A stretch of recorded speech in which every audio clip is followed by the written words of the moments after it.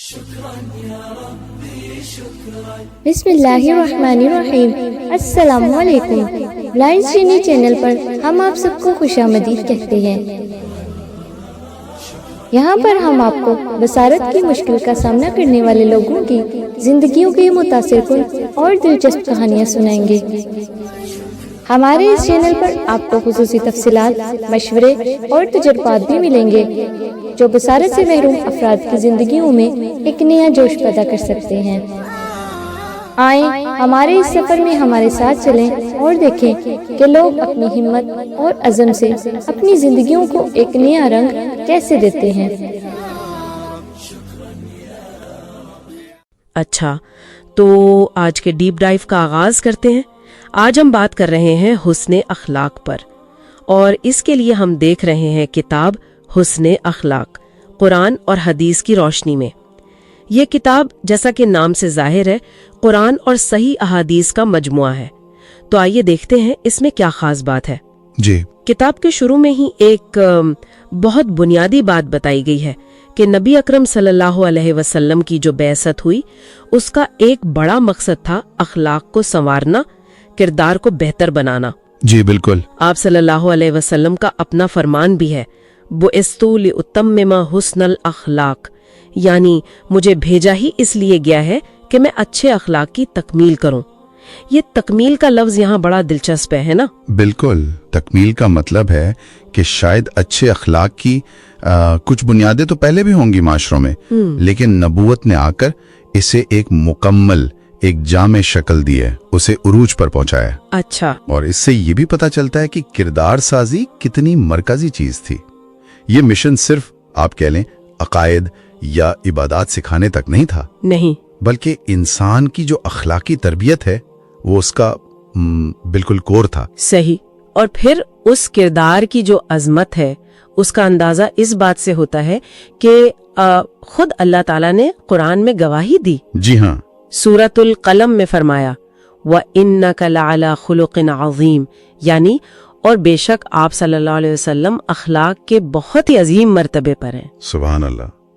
یہ تو بہت ہی آپ دیکھیں غیر معمولی بات ہے کہ خود خالق گواہی دے رہا ہے۔ بالکل۔ اور اسی لیے پھر قرآن نے ہی ہمیں یہ بھی بتایا کہ آپ صلی اللہ علیہ وسلم کی زندگی ہمارے لیے نمونہ ہے۔ جی، الاسوۃ الحسنہ۔ جی، سورۃ الاحزاب میں لقد کان لکم فی رسول اللہ اسوۃ حسنہ، یعنی تمہارے لیے اللہ کے رسول صلی اللہ علیہ وسلم کی زندگی میں بہترین نمونہ ہے۔ تو اگر سمجھنا ہے کہ وہ خلق عظیم کیا تھا، عملی طور پر کیسا تھا، تو آپ صلی اللہ علیہ وسلم کی زندگی کو دیکھنا ہوگا۔ صحیح۔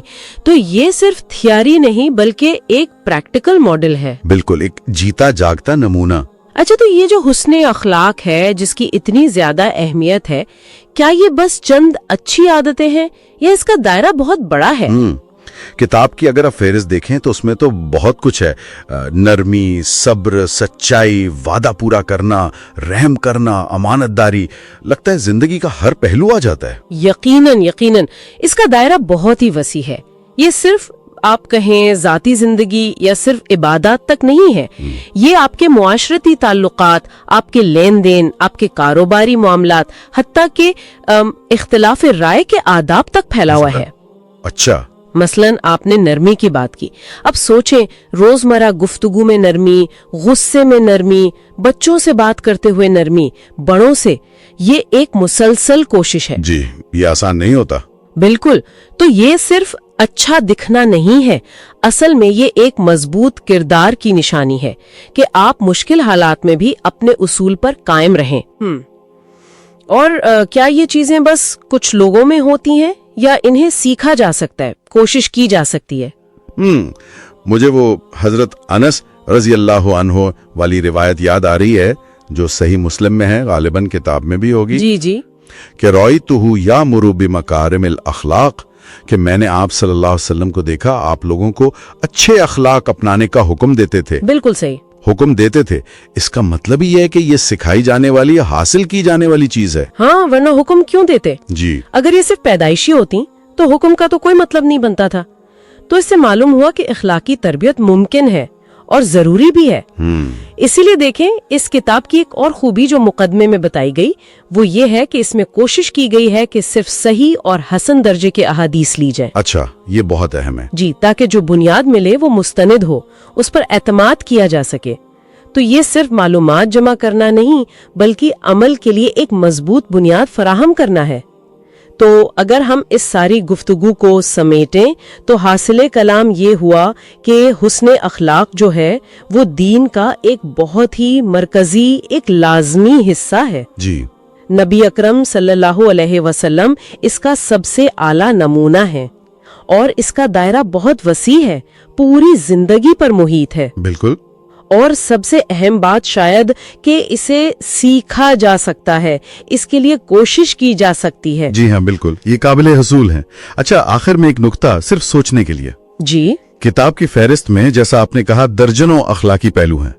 آپ ذرا تصور کریں اگر کوئی شخص صرف ایک پہلو کو پکڑ لے، صرف ایک، مثلاً سچائی یا امانت داری، اور وہ یہ طے کر لے کہ بس میں نے اس ایک خوبی کو اپنی زندگی میں ہر حال میں ہر قیمت پر قائم رکھنا ہے، اتنا کہ وہ اس کی پہچان بن جائے، تو کیا صرف وہ ایک خوبی اگر اسے واقعی کمال تک پہنچا دیا جائے اس شخص کی پوری زندگی بدل سکتی ہے؟ یقیناً۔